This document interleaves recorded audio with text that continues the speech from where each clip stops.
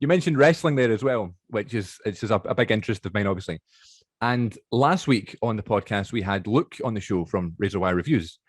And I told him, I've got Daisuke on next week. And Luke said, well, when you see him, can you tell him that Luke said, can you please do your Macho Man Randy Savage impression?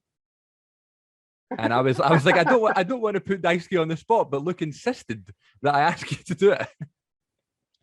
My Macho Man. Oh my goodness. Yes. Well, Luke, our dear friend, Razor Wire Reviews. Yeah. I love him. He's the best. And yes, that he was so kind to remember the whatever it was. Yes, it was.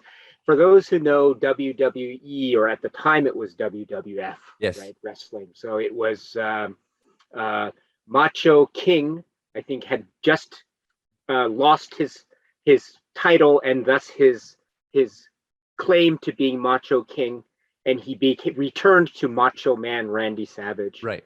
And that was also the time where he was with Sensational Sherry, at the time Sensational Queen Sherry, but then they had a falling out, and then it was the return of Miss Elizabeth to the squared circle, and Miss Elizabeth essentially threw out Sensational Sherry, and it was left the two of them in the ring, Randy Savage and Miss Elizabeth. After all this drama, there was a lot of drama to come, of course, but after all this drama had unfolded before them up to that point, and then will they or won't they get back together again? And she's pleading with him, please, let's get back together. And the crowd is cheering, what is he going to do? What is he going to do? And they just, yes, and they embrace. And then that was it. And then sometime later on one of the shows, it was it Mean Gene Okerlund had Miss Elizabeth and Randy Savage as guests. Mm-hmm. And Randy Savage was in the ring. And he got down on one knee and he opened the box with the ring, and he says, and I apologize to your audience for the poor impersonation of what did he say? He said, Elizabeth, will you marry me? And the crowd's like, wow. And Miss Elizabeth is like, Mean Gene Okerlund was like, what you gonna do?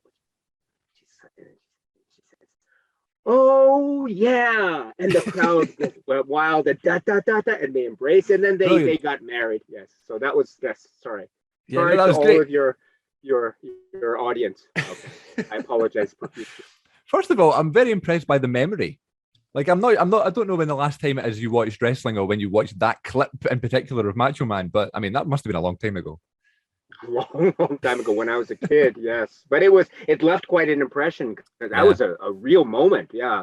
And Bobby the Brain Heenan was there at WWF or WWE at the time, and Jake the Snake Roberts, and I think Hulk Hogan was still there, and Ultimate Warrior. So those are the days. Yes. Yeah, I mean that was a little bit before my time, but as a wrestling fan and historian, I've always looked back and appreciated it through watching documentaries and old footage and things like that. It's almost like watching old films. It was before your time, much like the film we're going to discuss today. But it's before your time, but you feel like you owe it to yourself as a fan to go in and kind of update yourself on stuff from before. Exactly. And there's so much drama. There's so much drama in that squared circle. Yeah. Much like the drama that we see unfolding in cinema. I really mean that. Yes. Absolutely. It's so, wow, what a world. And I'm so happy and so impressed that you keep up with the history of wrestling as well as cinema. Well done, my friend. Thank you. Well, I mean, listen, keeping up with wrestling nowadays is even harder because there's so much to watch, and we're back in the day, you just watch whatever you could get your hands on. Whereas now everything's so available to us, again, much like cinema. When I was a kid, I had VHS tapes and I had DVDs, and whatever you had was all you could watch. But now, literally anything, you could just Google a film, and it's, if it's on a streaming service or if it's really cheap on Amazon, then you can have it within days, Exactly. Yeah, we are living also in a type of golden age in many ways. True. When we're speaking about, say, physical media and about all these things that are just we can watch now. You mentioned streaming, and that's certainly the case, but also just the types of films that you can watch on a really easily accessible Blu-ray or Yeah. DVD, that kind of thing. These sorts of films were really difficult to find back in, say, the 80s, the VHS days, Yeah. for example. I mean, it's a real golden age in many ways, I would say, definitely.